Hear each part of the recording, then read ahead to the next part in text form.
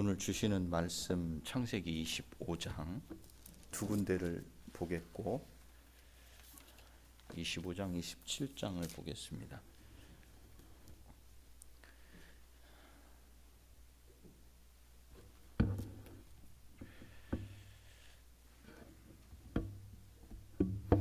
(25장) 19절에서부터 34절까지 보고요. 27장 1절에서 4절까지 이렇게 보겠습니다. 25장 19절 제가 읽습니다. 아브라함의 아들 이삭의 족보는 이러하니라. 아브라함이 이삭을 낳았고 이삭은 40세에 리브가를 맞이하여 아내를 삼았으니 리브가는 밧단 아람의 아람 족속 중 부드엘의 딸이요 아람 족속 중 라반의 누이였더라. 이삭이 그의 아내가 임신하지 못함으로 그를 위하여 여호와께 간구하매 여호와께서 그의 간구를 들으셨으므로 그의 아내 리브가가 임신하였더니 그 아들들이 그의 태 속에서 서로 싸우는지라. 그가 이르되 이럴 경우에는 내가 어찌할꼬 하고 가서 여호와께 묻자온대 여호와께서 그에게 이르시되 두 국민이 내 태중에 있구나. 두 민족이 내 복중에서부터 나누이리라. 이 족속이 저 족속보다 강하겠고 큰 자가 어린 자를 섬기리라 하셨더라. 그 해산 기한이 찬즉 태에 쌍둥이가 있었는데 먼저 나온 자는 붉고 전신이 털옷 같아서 이름을 에서라 하였고 후에 나온 아우는 손으로 에서의 발꿈치를 잡았으므로 그 이름을 야곱이라 하였으며 리브가가 그들을 낳을 때 이삭이 60세였더라.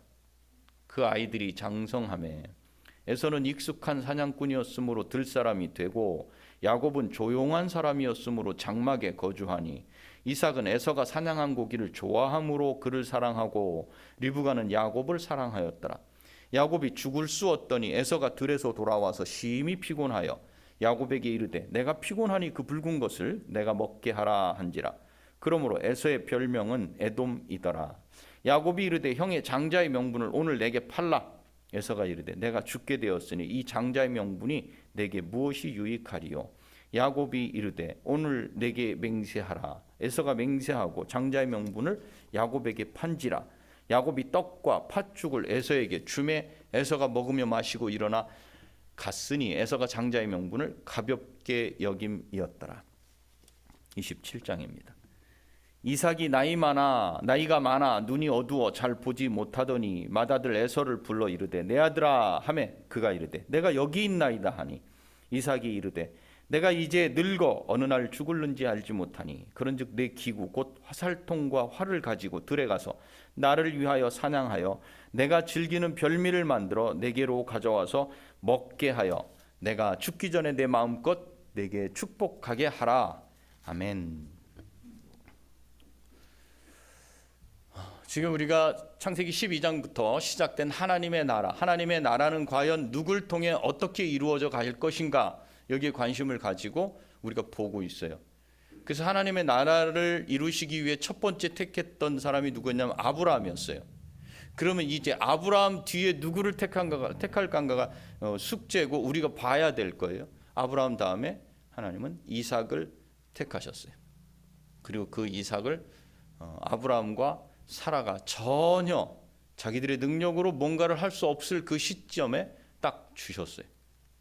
그리고 그 이삭이 이제 다음 이삭의 후손 중에 누가 아브라함, 이삭 그 다음으로 연결될 하나님의 나라로 연결될 사람일까? 우리는 거기에 초점을 맞춰서 이 뒷부분을 봐야 돼.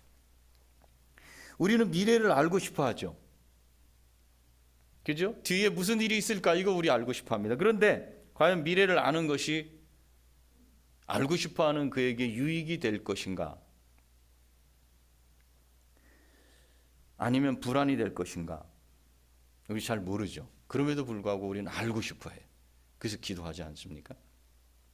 그것이 우리에게 유익이 될지 불안이 될지에 대한 걸 오늘 본문은 우리에게 답을 줄 겁니다. 그리고 우리 부모님들이나 우리 자녀들이나 믿음의 사람들은 과연 무엇에 초점을 맞추고 살아야 될지 오늘 본문을 통해서 보기를 원해요.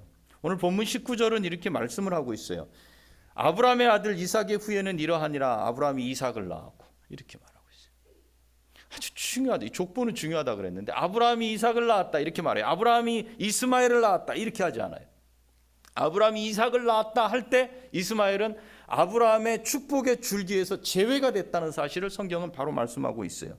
아브라함을 부르신 하나님은 아브라함 다음으로 그 다음으로 이삭을 택하셨다 이걸 말씀하고 있어요. 이삭은 40살이 됐을 때 결혼했어요. 20년 동안 자식이 없었어요. 그래서 이삭이 아내 리브가를 위해서 기도했습니다. 그랬더니 아이가 생겼어요. 그런데 리브가의 뱃속에서 두 아이가 서로 다툽니다. 리브가는 그때 두 아이인지 하나인지 몰랐을 거예요. 지금처럼 어떤 의료기술을 통해 가지고 아이를 보지는 않았을 테니까.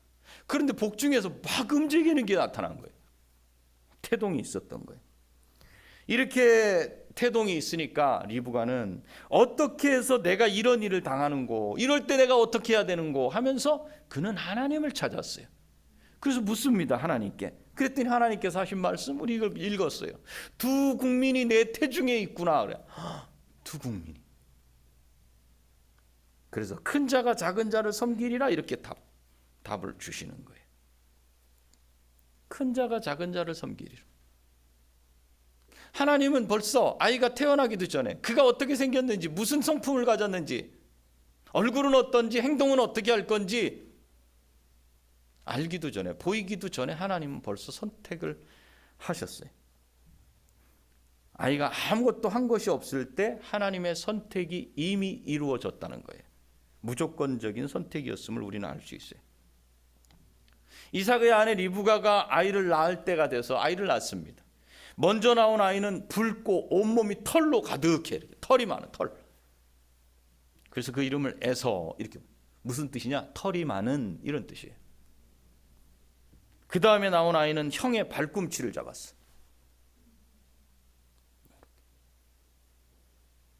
먼저 나가는 형의 발꿈치를 잡았어. 첫 번째 에서는 외모만 표현됐어요. 그래서 이름이 에서예요. 털이 많다. 두 번째에서는 그 이름을 야곱이라고 했어요. 무슨 뜻이냐? 발꿈치를 잡음, 뒤꿈치를 잡음. 여기에는 외형적인 모습뿐 아니라 뭐가 들어가 있어요? 그 사람의 성품이 들어가 있어요. 첫 번째 에서라는 이름은 외적인 모습으로, 그냥 보이는 모습으로만 이름을 지었는가 하면, 둘째는 그 아이의 성품까지 집어 넣은 거예요. 붙잡았다. 앞에 나가는 형을 붙잡았다. 여러 가지 해석이 될 수 있죠. 자기도 빨리 나오고 싶어서 그랬다. 아니면 자기가 먼저 나오고 싶어서 그랬다. 뭐 여러 가지 있을 수 있어요. 그러나 첫 번째는 복숭이, 털이 많다. 그런 이름을 에서로 지었는가 하면, 둘째 번 나온 아이는 야곱, 뒤꿈치를 잡은, 이런 이름을 지었어요. 에서는 자라면서 사냥에 익숙한 사람이 되었어요. 야곱은 조용한 사람, 그 집에 주로 머물렀어. 집에 누구랑? 엄마랑 같이 있어. 그런 두 아들 중에 아버지 이삭은 누구를 좋아했는가? 사냥하는 에서를 좋아했어.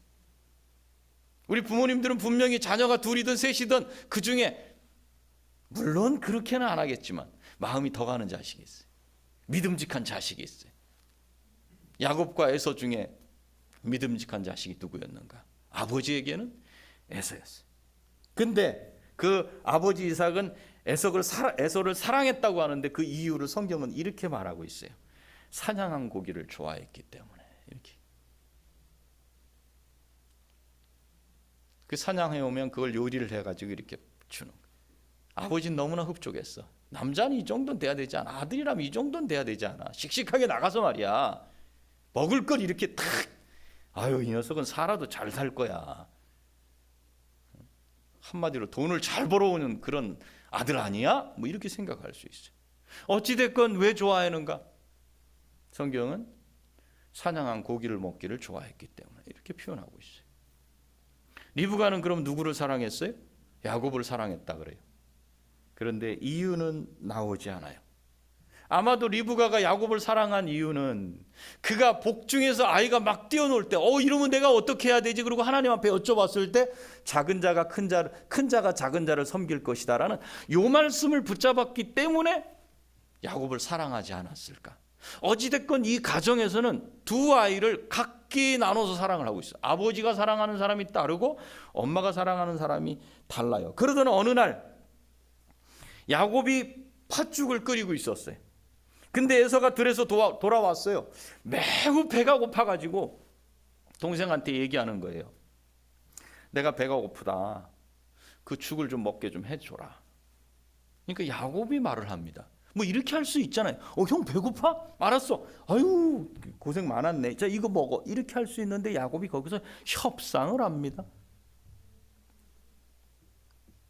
형은 형의 장자의 권리를 오늘 내게 파시지요. 그 아주 중요한 순간에 배고파 죽을 지경에 있는 그 사람에게 형은 오늘 장자의 권리, 그 집안의 제일 큰 아이를 장자라 그래요.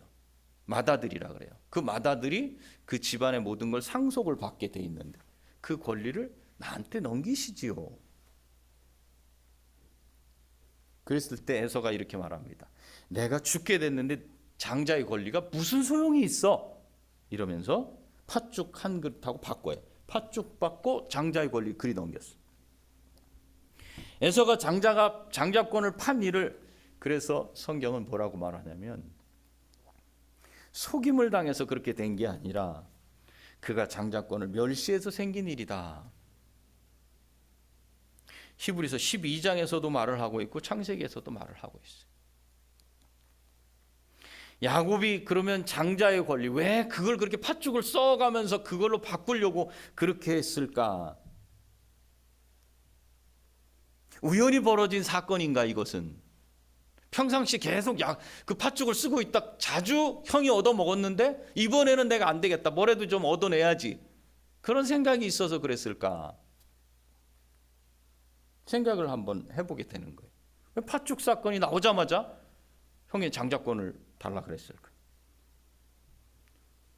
아마도 집에 늘상 같이 붙어 있었던 엄마 리브가가 야곱에게 심어준 어떤 말, 큰 자가 작은 자를 섬기리라는 그 하나님의 말씀 때문이었을 것 같아요. 성경에는 왜 그랬는지 나오지는 않지만 아마도 그것이 아니었을까. 다만 그는 리브가를 통해서 그 말씀을 들었다 할지라도 그것을 이루기 위한 방법은 적절하지는 않았어요. 팥죽 한 그릇에 장자권을 사는.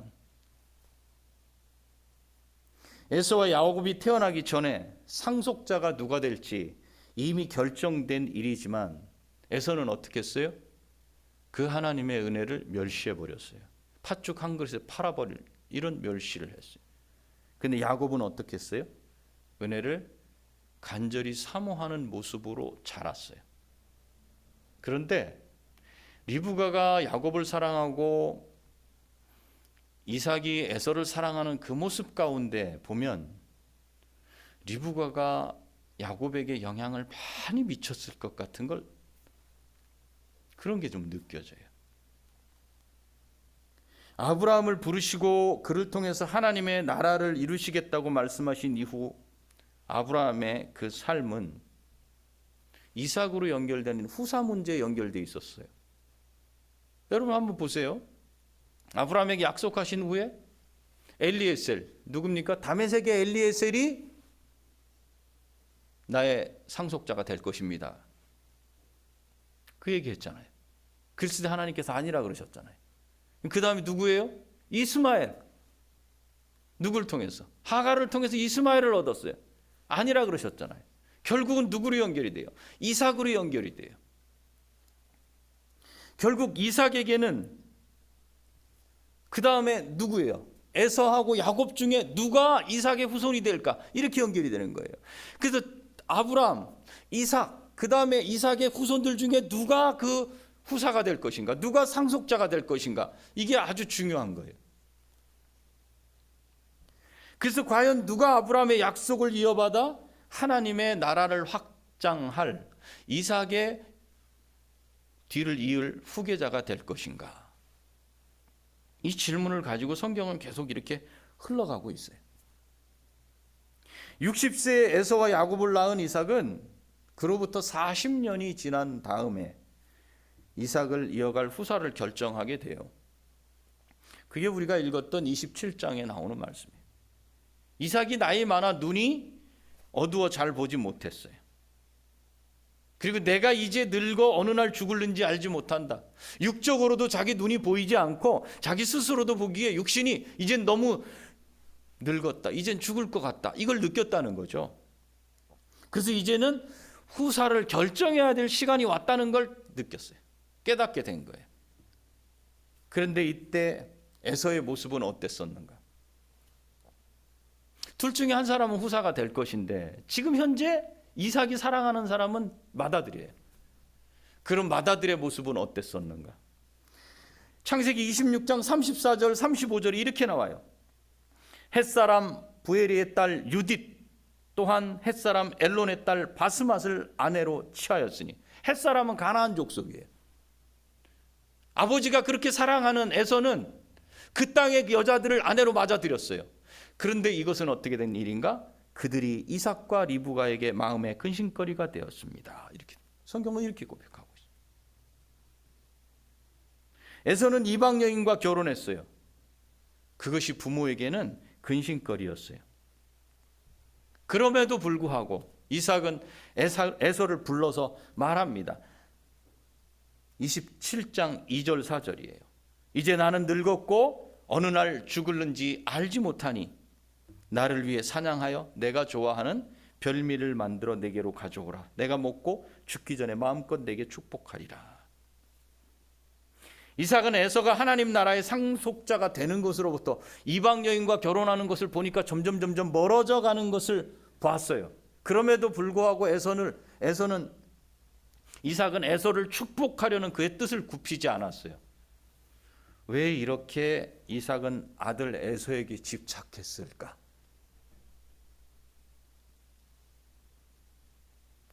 그 질문을 가지고 뒤를 봐야 돼요. 반면에 이삭이 에서에게 한 말을 들은 에서의 엄마 리브가는 어떻게 했는가? 작은 아들 야곱을 부릅니다. 그리고 이렇게 말합니다. 8절 10절이에요. 27장. 내 아들아, 내가 내게 명하는 대로 내 말을 듣고 염소떼에 가서 좋은 두 암염소 새끼를 내게로 가져오라. 내가 그것으로 내 부친이 즐기시는 별미를 만들 것이니 내가 그것을 가져 내 부친께 드려서 돌아가시기 전에 잡수시게 하라. 그러면 돌아가시기 전에 내게 축복하실 것이라. 리브가는 이삭을 속여서라도 하나님이 약속하신 것을 이루려고 했어요. 그런 리브가가 야곱은 두려웠던 것 같아요. 그래서 이렇게 묻습니다. 11절 12절. 형 에서는 털이 많은 사람이요 나는 매끈매끈한 사람이니 아버지께서 나를 만지시면 내가 아버지를 속이는 것 같이 되어 복은 고사하고 저주가 내게 임할 것입니다. 조용한 사람인데다 소심한 성품이라는 걸 알 수 있어요. 그러자 리브가 여장부 같은 성격을 가진 것 같아요. 리브가 이렇게 말합니다. 너희 저주는 내게 돌리고 내 말만 듣고 가서 가져오라. 이렇게 말해요. 마마보이 같기도 하고 야곱은 엄마의 말에 그냥 꼼짝도 못하고 그대로 움직이는 그 아들 같기도 하고, 아까 팥죽 사건이 어쩌면 리브가가 미리 계획한 그런 사건이 아니었을까? 이렇게 그래서 생각할 수 있는 거예요. 야곱 스스로는 뭘 하지 못해. 엄마가 다 무엇 하나 때문에, 그 말씀 하나 때문에 그것을 이루려고 애쓰는 그 모습이 그대로 보이는 거예요. 그래서 야곱은 염소를 가져오고 리브가는 별미를 요리하고 이삭에게 에서의 값진 옷을 가져다 입히고, 이 털 문제가 해결돼야 되잖아요. 털 문제. 그래서 염소 새끼 가죽으로 그 손과 목의 매끈한 부분 이걸 다 채웠어요. 털이 그냥 잔뜩하게 이렇게. 그 다음 그 요리한 걸 줘가지고 아버지한테 들여보냅니다. 야곱이 아버지 이삭에게 와서 말합니다. 나는 아버지의 아들 맏아들 에서로소이다. 내 사냥한 고기를 잡수시고 아버지여 마음껏 내게 축복하소서. 그러자 아버지 이삭이 아니 네가 어떻게 이렇게 빨리 잡아왔어? 이렇게 질문하는 거예요.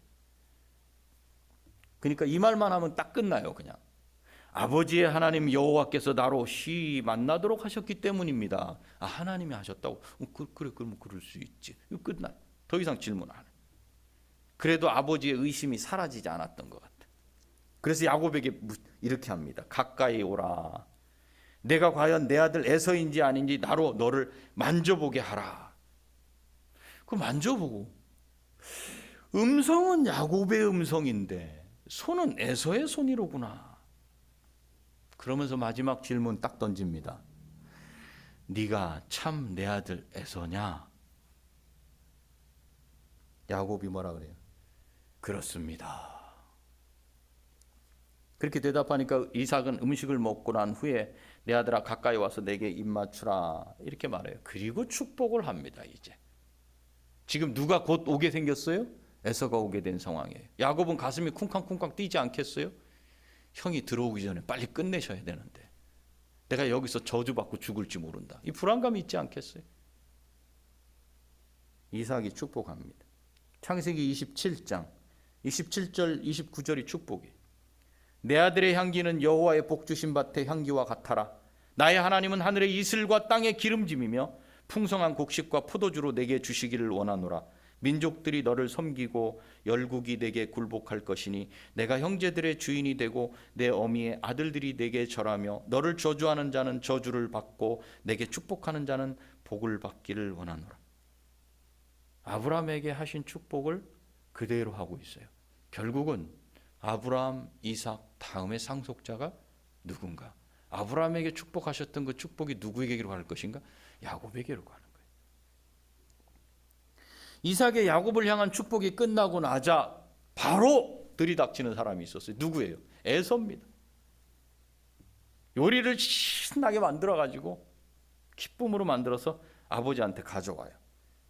그리고 아버지 일어나셔서 아들의 사냥한 고기를 잡수시고 마음껏 내게 축복해 주세요. 그러자 이삭이 보인 반응, 힘이 떨면서 그러면 사냥한 고기를 내게 가져온 자가 누구인가? 이미 누가 왔다 갔다는 거예요. 그는 누구였지 그럼? 너 오기 전에 내가 다 먹고 그를 위하여 축복하였으니 그가 정령 복을 받을 것이라 이렇게 말해요. 에서 입장을 한번 보세요. 에서 울고불고 난리가 났어요. 그러면서 말해요. 내게 축복해 주세요. 내게도 그렇게 해주세요. 그자 이삭이 내 아우가 속임수로 와서 내 복을 빼앗았구나 라고 말합니다. 아버지가 쓴 단어를 잘 보셔야 돼요. 속임수로 빼앗았다. 그리고 에서는 뭐라고 말하냐면 그의 이름을 야곱이라 부르지 아니합니까? 그가 나를 속인 것이 이번이 두 번째입니다. 전에는 나의 장자의 권리를 빼앗더니 이번에는 내 복을 빼앗았습니다라고 이렇게 말해요. 아버지 이삭과 야곱은 똑같은 말을 했어요. 야곱에 대해서. 이삭과 에서는 뭐라 그래요? 속이는 자라 그래요. 이삭이 왜 그렇게 자꾸만 하나님의 나라에서부터 멀어져가는 에서를 후사로 세우려고 집착했는지 우린 여기서 알 수 있어요. 에서와 이삭은 발뒤꿈치 잡은 자, 발뒤꿈치를 잡은 자인 야곱을 달갑게 여기지 않았던 거예요. 그는 그저 속이는 자, 간교한 자라고만 여겼어요. 아버지 이삭은 야곱이 속임수로 에서의 복을 빼앗았다고 이렇게 말해요. 만일 에서를 택하셨다면 에서가 장자의 권리를 멸시하고 이방 여인들과 결혼했다고 해서 그의 하나님의 선택이 취소됩니까? 변합니까? 바뀌지 않았을 거예요.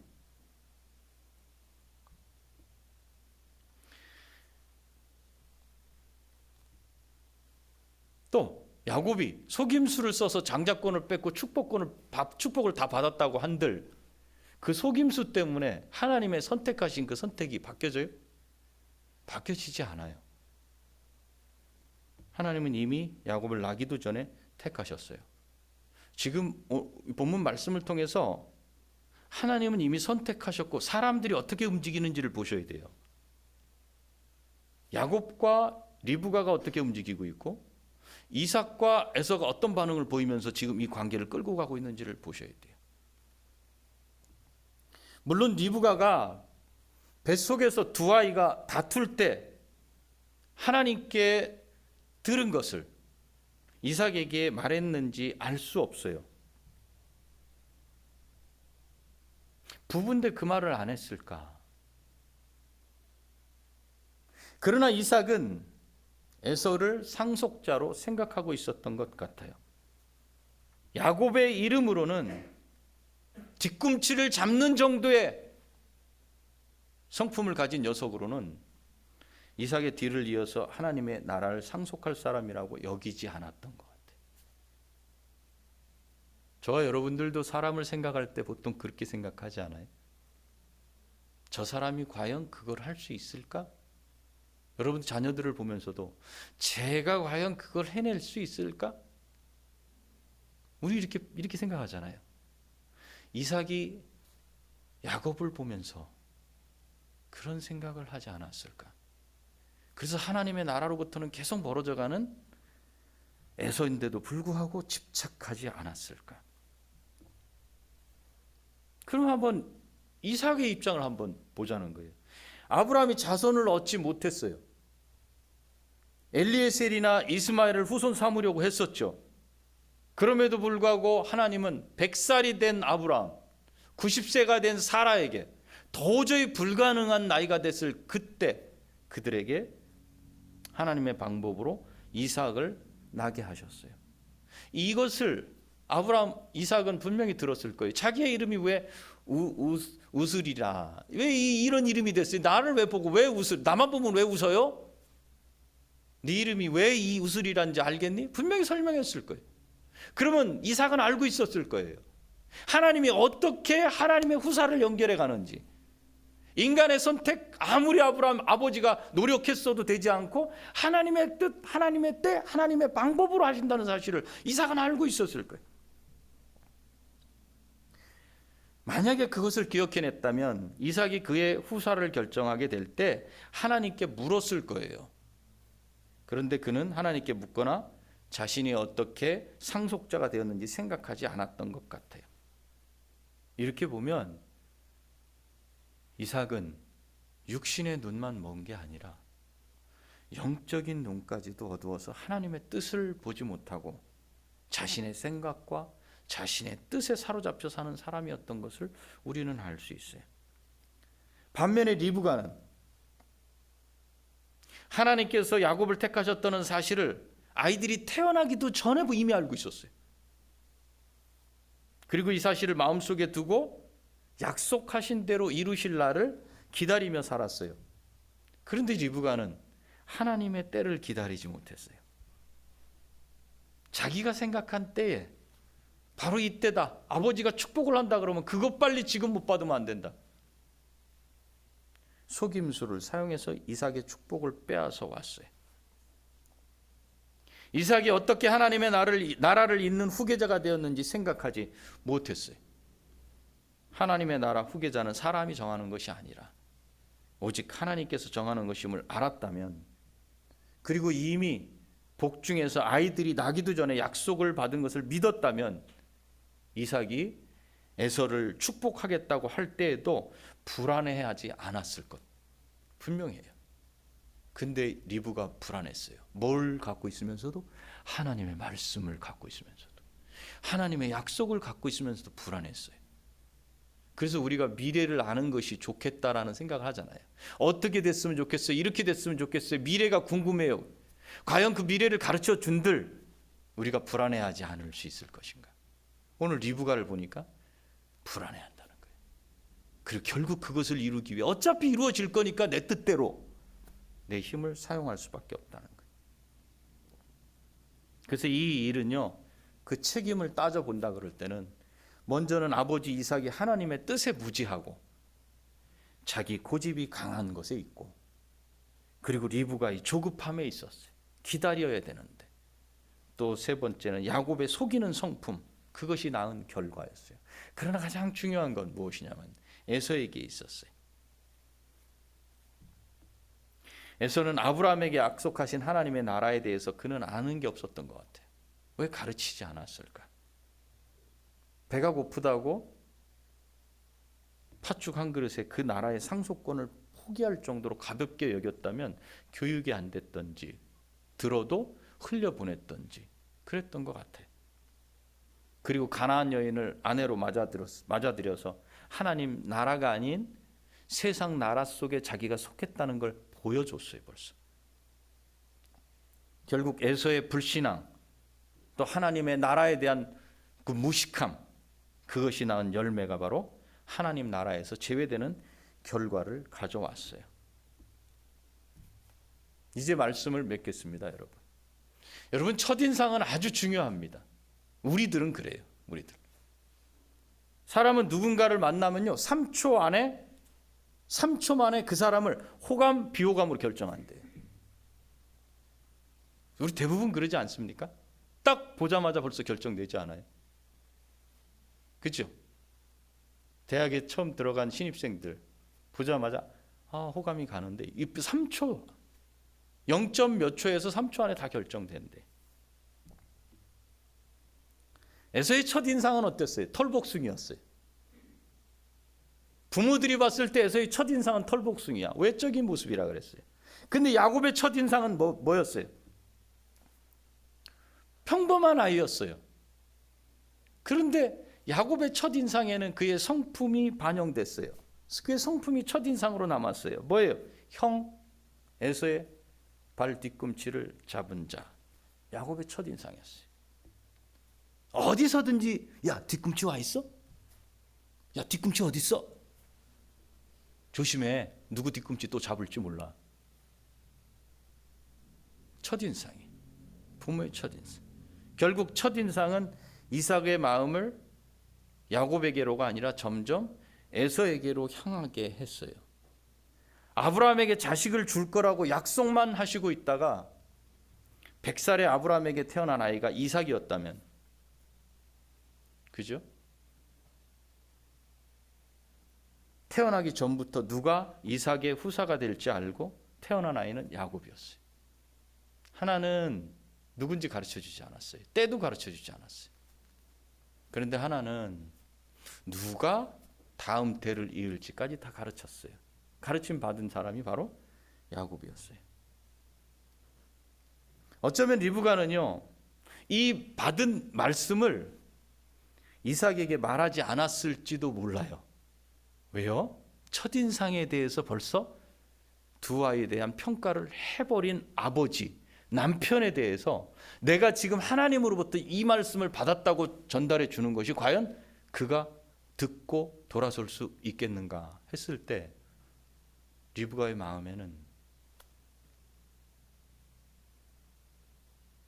평안함이 없었을지 몰라요. 도저히 우리가 보통 얘기하는 도저히 깜이 되지 않았기에 이삭이 받아들이지도 들으려고도 하지 않았을 수도 있을 것 같아요. 한 번은 얘기 안 했겠습니까? 작은 애가 당신의 후사래. 그랬을 때 이삭이 뭐라 그랬겠어요? 그만하시오 부인. 저런 간교한 녀석, 남의 발 뒤꿈치나 잡는 저런 녀석이 어떻게 하나님 나라에 이 이삭의 아브라함의 후사가 되겠소? 앞으로는 그런 말 하지 마시오. 이렇게 한 번에 잘라 말하지 않았을까? 뭐 때문에? 첫인상 때문에. 에서 정도는 돼야 되지 않겠소? 저 늠름함 보십시오. 저 리더십 봐봐요. 저 정도는 돼야 하나님의 후사 상속을 받을 수 있는 거지. 저렇게 비리비리하고 그저 집에나 있기를 좋아하고 저런 아이한테 하나님께서 상속권을 물려줄 것 같아요? 당신 나 속이려고 하지 말고 그런 말 하지도 마시오.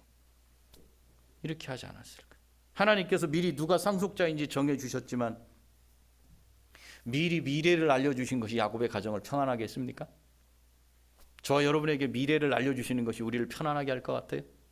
아브라함의 아내 사라는 아브라함의 대를 이을 후손을 주시겠다고 약속을 받았지만 기다리지 못했어요. 그래서 어떻게 했어요? 하갈을 통해서 이스마엘을 낳았어요. 마찬가지로 야곱을 후사로 세우신 걸 아는 리브가는 기다리지 못하고 팥죽으로 장자의 권리를 사게 했어요. 야곱은 가만히 앉아가지고 엄마가 하라는 대로 했을지 몰라요. 기다리고 있어. 팥죽 써봐. 네 형이 지금 배가 무척 고픈 거야. 장자권을 반드시 너 여기서 얻어내야 된다. 축복권도 속여서 가져오게 했어요. 사실요, 리브가가 힘쓰지 않고 불안해하지 않았어도 맏아들에서는 이미 햇사람의 딸들을 아내로 맞아들였기 때문에 이미 근심거리가 되었어요. 이미 그는 세상에 속했다는 걸 보이고 있었어요. 그리고 나중에 또 부모님이 나 때문에 근심하고 있어. 내가 이 가나안 사람들을 맞이한 것 때문에 근심하고 있어 하고 택한 여자가 누군지 아세요? 이스마엘의 후손이었어요. 하갈이 낳은 이스마엘의 후손. 아무리 얘는 선택을 한다 해도 하나님의 그 계보에 들어가지 않는 선택을 하는 거예요. 점점 하나님의 나라와는 멀어져 가고 있었는데 이 사실을 객관적으로 보지 못하는 사람들은 바로 누구였는가? 이삭과 리브가였어요. 그래서 그들의 방법을 사용했지만 어느 것도 성공하지 못했고 하나님의 뜻만 성공하게 되었습니다. 우리는 사람을 겉모습으로만 조금 압니다. 그 사람이 어떤 사람인지 잘 몰라요. 호감과 비호감으로 사람을 만나고 그로 인해 낭패 당합니다. 그 사람을 향한 하나님의 뜻 전혀 알지 못합니다. 우리는 하나님의 은혜로 사는 자들입니다. 나를 통해 이루실 하나님의 나라를 우린 알지 못합니다. 다만 내 능력으로 이룰 나의 나라, 그 정도만 짐작할 뿐입니다. 그러니 그것이 내 인생의 모든 것이라고 여기며 살지 말아야 하는데 우리는 그것을 모든 것이라고 여기며 그 나라 안에 갇혀 있어요. 리브가처럼, 사라처럼, 이삭처럼, 아브라함처럼 실패를 맛보고 시간으로 그 실패를 보상해야 될 겁니다. 그렇기 때문에 우리는 하나님께 구해야 돼요. 왜 리브가가 처음 복중에서 움직이는 자녀들을 때문에 하나님 앞에 구했었는데 왜 그 이후에 그 야곱을 놓고 또 구하지 못했을까 하는 아쉬움이 들어요. 하나님께 물어야 됩니다. 하나님은 이 땅에서 내가 무엇을 먹을까, 무엇을 마실까에 첫 번 관심을 두지 않으셔요. 하나님 나라에 먼저 관심을 두셔요. 그래서 사람을 겉으로 보이는 외모로 판단하시지 않습니다. 그의 중심을 보십니다. 그런데 우리는 외모를 보는 것에 익숙합니다. 중심을 못 보기 때문에 그래요. 그렇기 때문에 하나님을 의지하고 하나님께 물어야 됩니다. 우리의 고정관념이 있죠. 우리의 사람을 보는 거, 우리의 판단, 우리의 가치관 이런 게 있죠. 우리는 그 우리의 고정관념을 하나님에 대해서만 갖고 그것을 흔들리지 않는 믿음으로 바꿔야 됩니다. 저와 여러분의 선택 하나님이 하신 겁니다. 우리가 성도를 바라보는 눈, 우리가 자녀를 바라보는 눈, 떡잎부터 알아본다고 우리들은 그런 속담이 있어요. 근데 하나님은 그렇게 하시지 않아요. 우리의 눈, 주관적인 눈을 하나님의 눈으로 바꾸지 못하면 하나님의 은혜를 우리는 받아 누릴 수 없습니다. 결국 또 오랜 시간 이 일로 야곱은 가정에서 떠나서 홀로 외삼촌 집에서 20년이라는 시간을 보냈습니다. 시간으로 그것을 해결할 수밖에 없었습니다. 저와 여러분의 삶이 하나님께 묻는 삶이 되길 바랍니다. 하나님의 말씀을 갖고 있다고 우리의 삶이 불안을 해결할 수 있는가? 해결할 수 없습니다. 하나님께 그 말씀을 부여잡고 묻지 않는 한 이 가정에 일어난 이런 비극 일어날 수밖에 없습니다. 하나님의 은혜를 받은 저와 여러분이 하나님께 날마다 묻고 기도하는 그런 삶이 되기를 축원합니다. 우리 기도하십시다. 기도할 때 하나님께 묻는 기도의 사람이 되기를 원합니다. 이런 기도를 하시기 바랍니다. 기도하시겠습니다.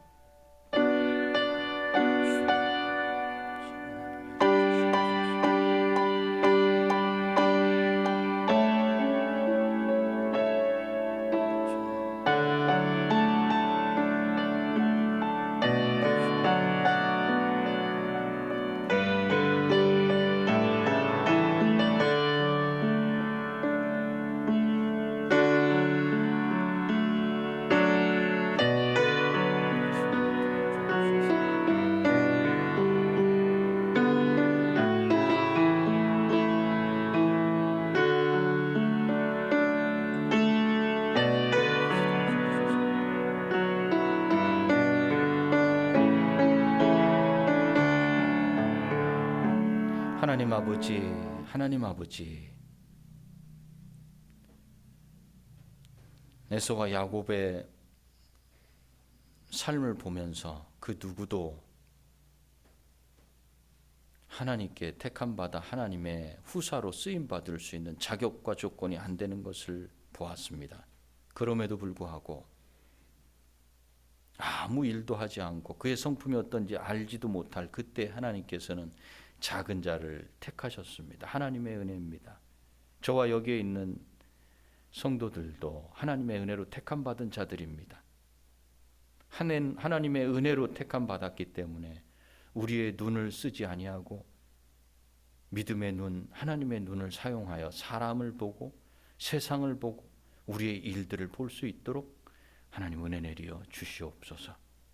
하나님께 붙잡힌 바 되어서 하나님께 묻고 듣는 기도의 사람이 되어서 우리에게 허락하신 하나님 나라 확장의 그 길을 걸어갈 수 있도록 역사하여 주옵소서. 예수님의 귀하신 이름으로 기도합니다.